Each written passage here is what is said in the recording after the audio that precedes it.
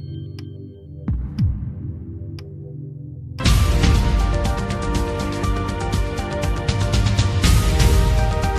million NHS workers will get a 6.5% pay rise over 3 years. NHS staff are getting a pay rise. More than 1 million health workers, including nurses and cleaners, will be getting a bump worth 6.5% over the next 3 years. In total, members from 13 unions across England voted for the deal following months of negotiations with the government.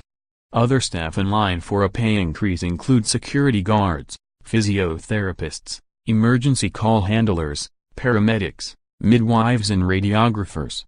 Workers will get their new wages from their July pay packets, backdated to April.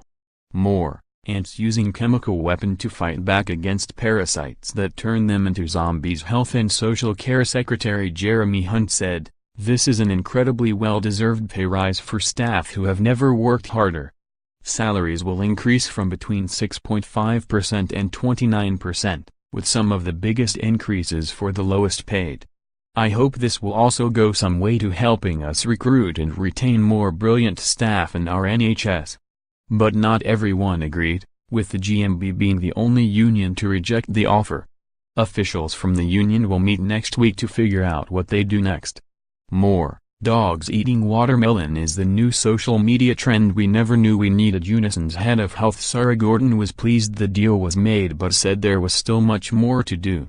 She added, "The agreement won't solve all the NHS's problems overnight, but it will go a long way towards easing the financial strain suffered by health staff and their families over many years." The agreement was made possible after an injection of an extra £4.2 billion of government funding. Josie Irwin, of the Royal College of Nursing, said the unions were able to get a good deal because they stuck together.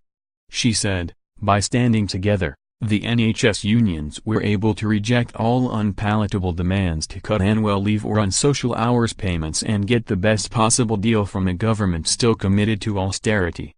It is expected that additional funding will now be made available for health budgets in Wales, Scotland and Northern Ireland, allowing pay negotiations to take place for health workers there.